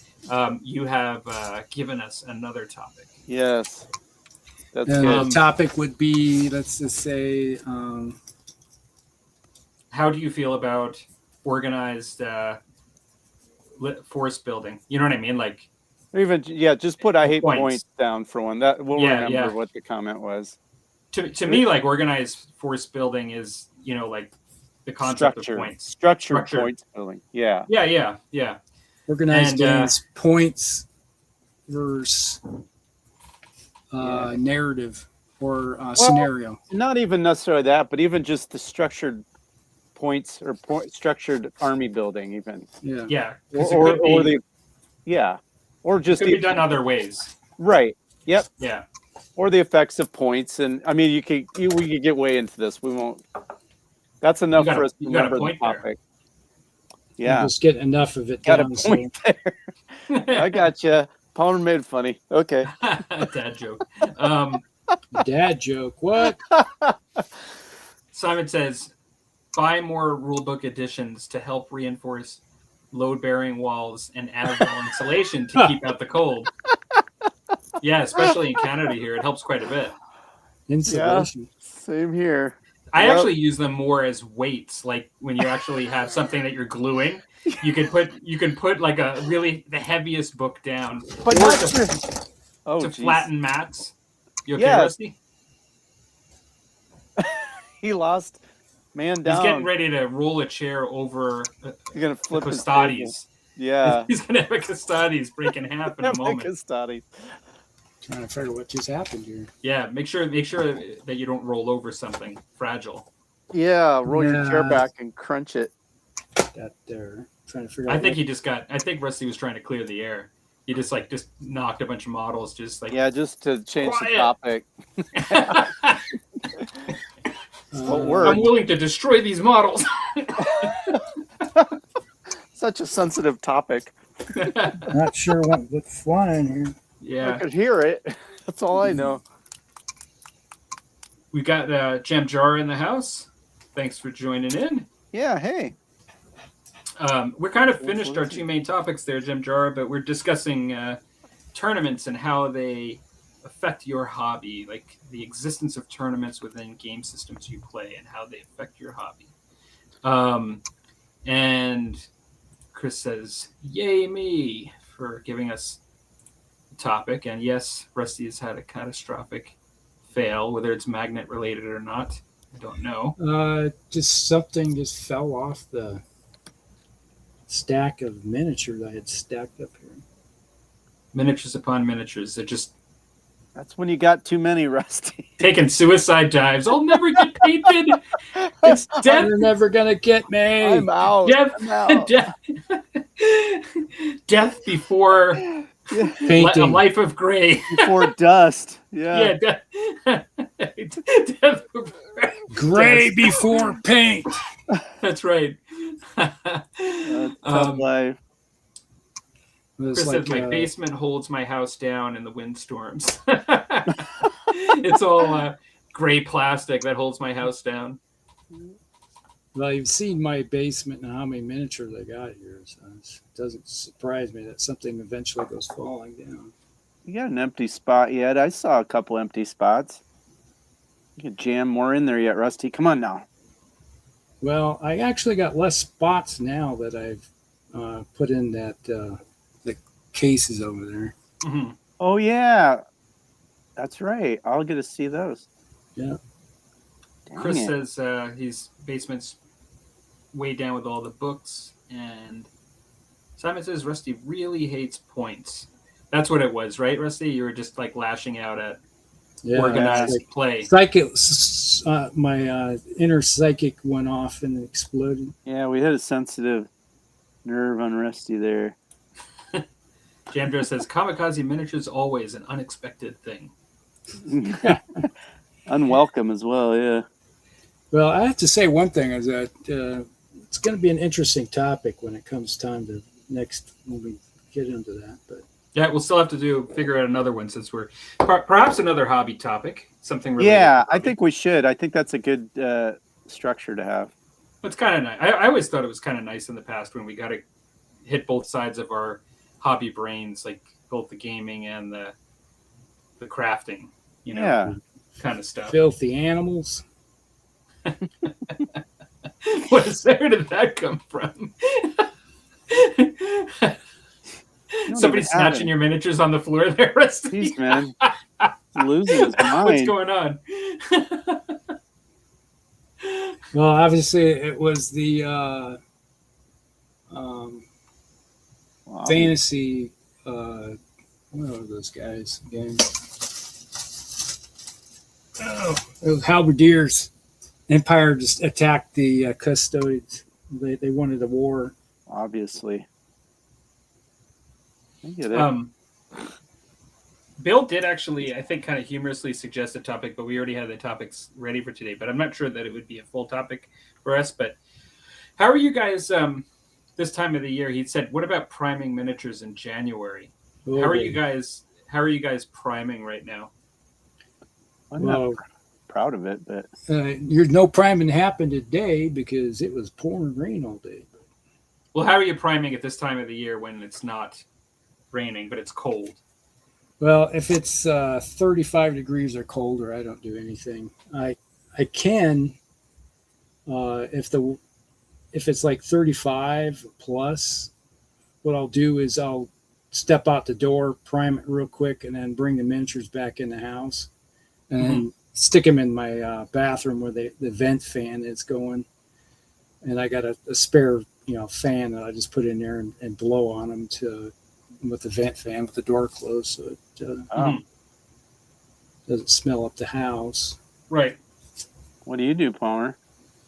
Well, You're it's up funny. in Canada. You're clear up there at the North Pole. True, and Chris says too, and he says airbrush priming. And I historically did do a lot of airbrush priming. I've moved away from it in recent years, and I think out of ease, because I find as long as I have a way to use a rattle can, I kind of like to use a rattle can that I know is going to work, because I know there's some that are bad. even over the airbrush, because I have the airbrush.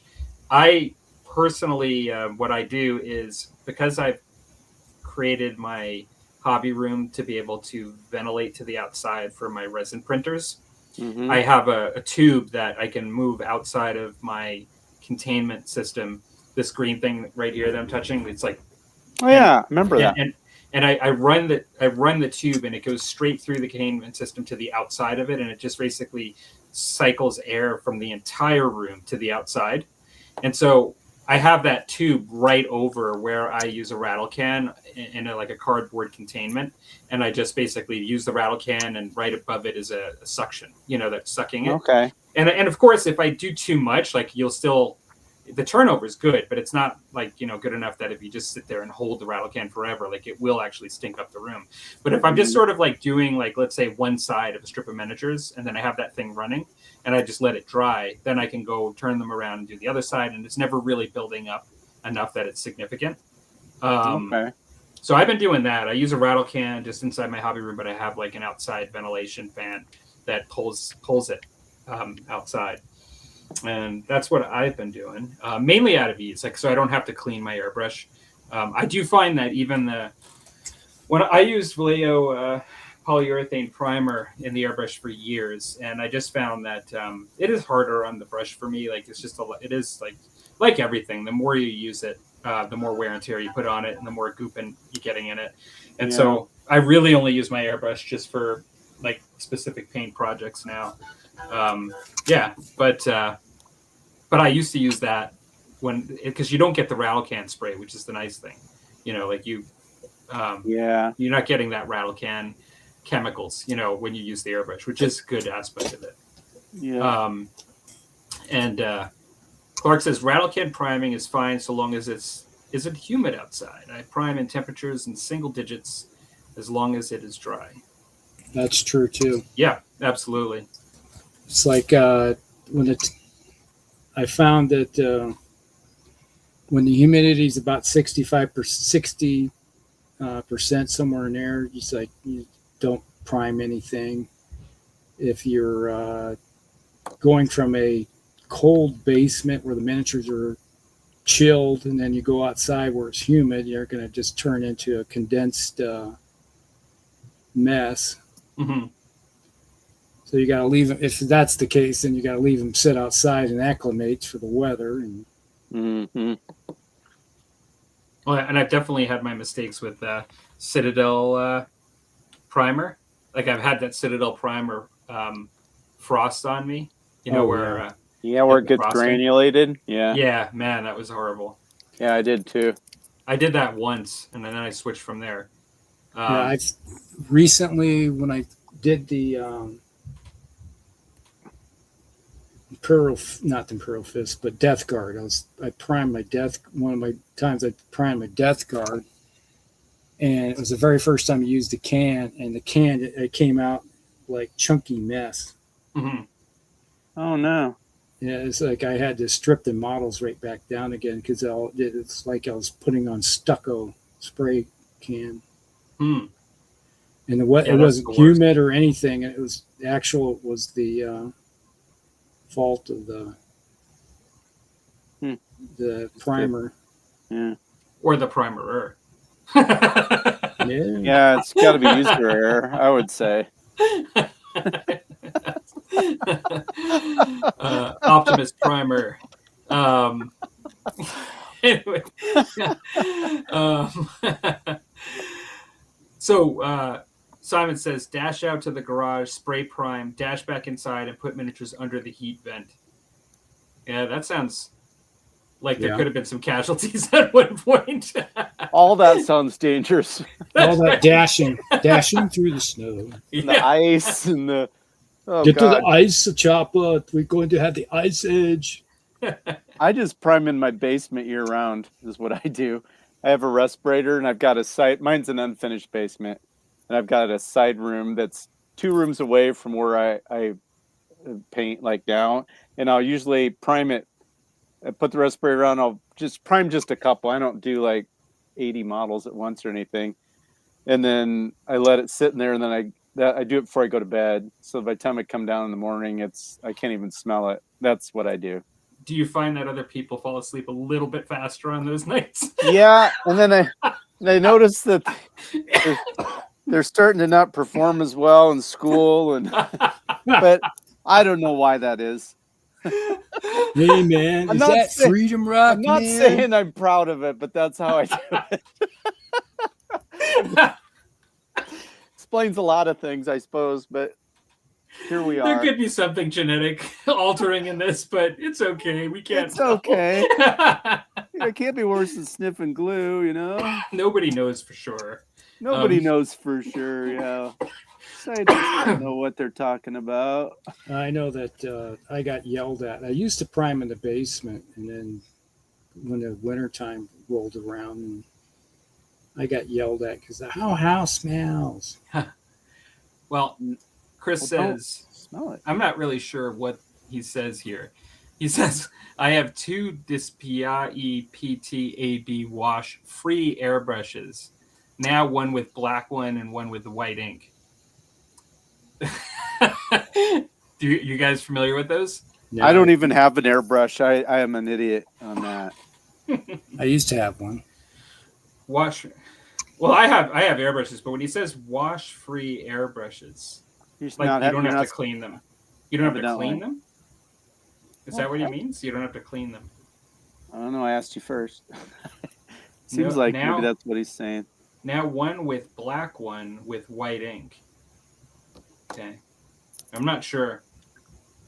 It sounds complicated. That's the reason I don't have an airbrush. I'd have to learn how to use it, and then it'd be noisy, and then I'd have to. Anytime I want to do one little thing, I'd have to clean it. I'd be so anal, and I'd have to like quadruple wrench it and do all take it apart. And I'm like, I don't want to mess with that.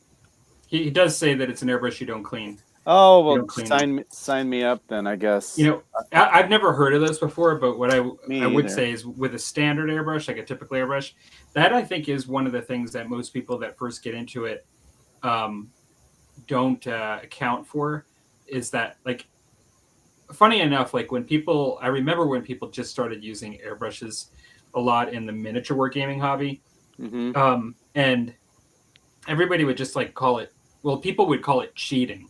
Like, just like getting a blend that would take you lots of like artistic Layers skill with a brush traditionally.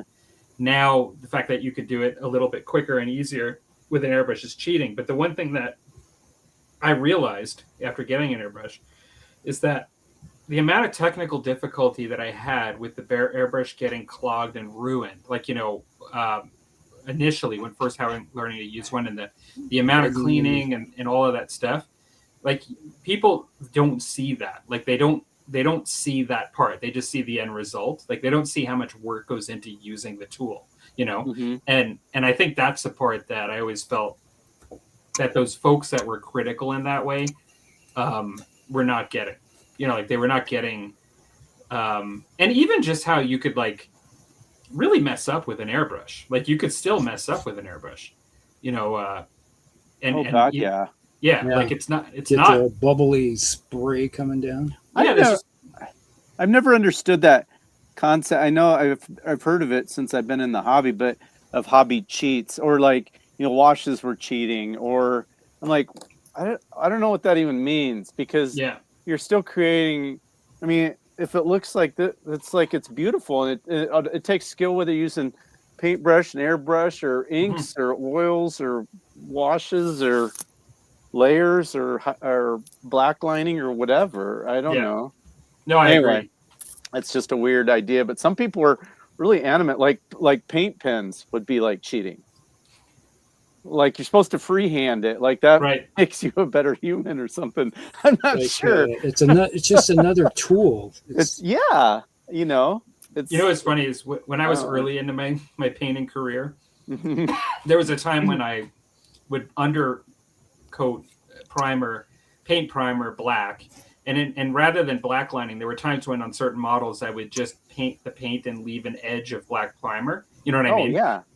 And somebody was like, how did you, like, they really liked the look of it. They were like, how did you get that look? Like, how did you do that? And I'm like, oh, that's just black primer, like, you know, with paint, whatever. And he's like, it was almost like he wanted to just like let go of the miniature as fast as possible. Like it was going to give him like cooties. He's like, oh, like, are you allowed to do that? Like, and it's like, you got bare primer showing? What's wrong with you?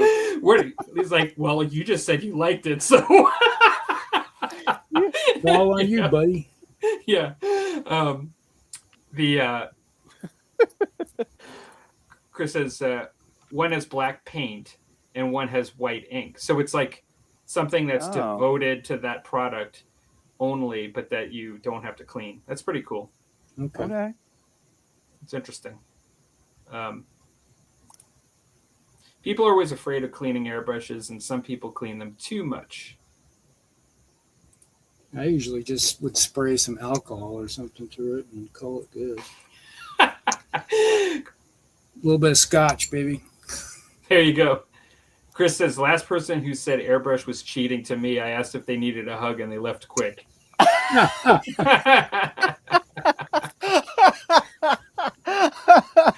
You need a hug. You need a blankie. You need your binky now. What kind of cheating are we talking about here? And now we're getting into the gray areas. Yeah, exactly. So, well, that was a nice little bonus topic. I'll have to, even though Bill didn't get to join us for it, it was nice that,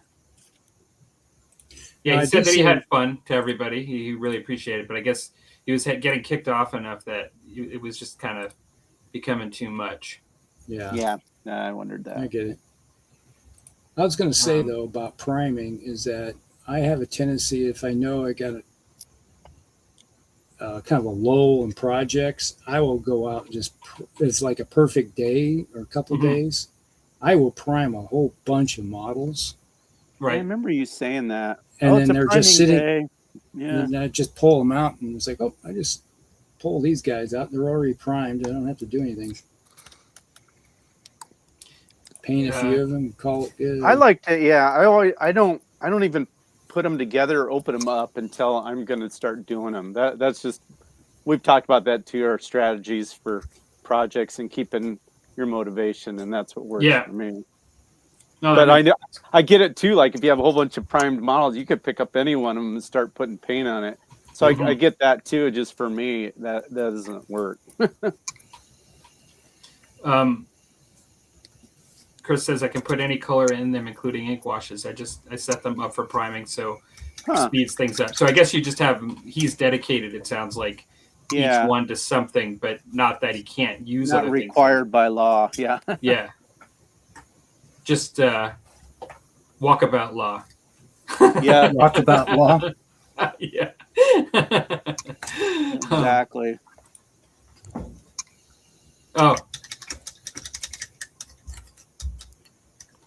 Oh, cool. He's showed me the product. I might just share the screen. This is on AliExpress. Oh. So I will share screen.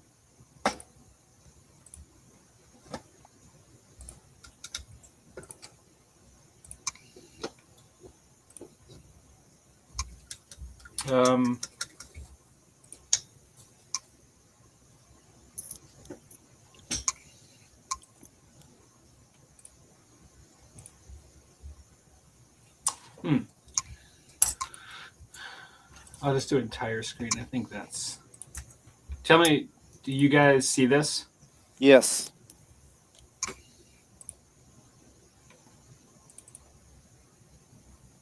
I'm going through the pictures here. Wash free. Spend less time on cleaning your airbrush and get more invested in your creation. I like all of that. I'm looking. Airbrush stand supports rod. No wash. Fountain pen. Single support rod, excluding other parts. Don't let your paint markers down. Insert a paint marker into included rack from above.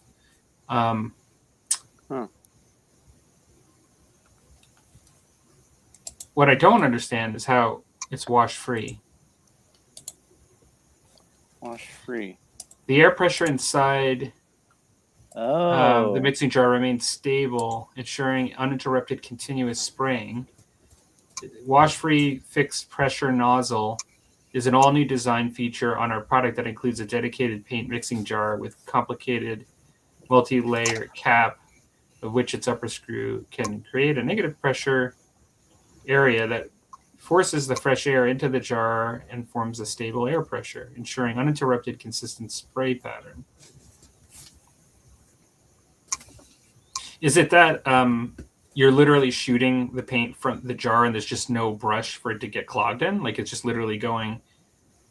Kind of reminds me of a sandblasting kind of kit where it's just pulling the air from one thing to a different container. So the negative pressure is forcing it out of the bottle into front of where the nozzle is. So it's the nozzle is just to the air. It's not actually touching. Technically, it's not. No paint is getting inside it. Yeah. Oh, that's pretty cool. I never heard about these. Sounds like sorcery. It also is really reasonable if you look at the price here. Like this one, 23 Canadian. Yeah, and it's from 70, and it says new shoppers save 47. So maybe the actual price is around 70, becoming like more like 45 US or something. But that's pretty cool. Yeah, interesting for sure. Thanks, Chris. Thanks for sharing.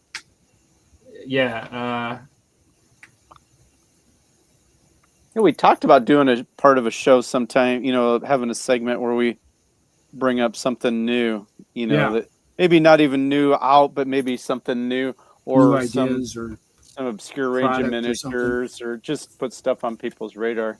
Well, we got two tonight, kind of like it's for at least the people on the show, and some of us, it's the Vallejo Metallics thing from Chris, which is cool. I like that. It says it's too cold here, and now my ex hated the smell. Sounds like sorcery. It comes up a needle, and the air blasts it. That's cool. He said he bought two for less than 75 Canadian. That's good. Interesting. Yes. Anyways, I think we've gotten through our 2-hour show for the most part. We've got through both of our topics. I don't know, that 5-minute update thing. We might have to allow more time for the updates because we're getting done pretty early. Like we had added a third topic in some ways. Well, some topics take longer. I liked that. I liked it. It was good. Yeah. Yeah, maybe we stick with it because keep it more hobby related too. Yeah. And so that is good. But yeah, no. Thanks for everybody for joining the show. And should be doing another one over on Rusty's channel in a couple weeks. We already know one of the topics, which is good. Aye. And thanks for everybody for joining in. Where we smash more stuff. Where you smash some more stuff. Rusty's gonna just get up from the table and hear some crunches underneath his feet. That would make me cry. No, they're not my miniatures. What do I care? It looks like we got Jesse in the house too. He watched the end of the stream. Yeah. Hey, Jesse. They're Jesse's miniatures. So. Well, that better not be. I didn't hear anything. No. No, it doesn't sound like any of them got smushed. We don't want to. Not all the way. Attack. Yeah. Anyways, thanks everybody for joining, and we will catch you on the next one at Rusty's. Yeah. All right. Good night, everybody. All right. Good night, everyone.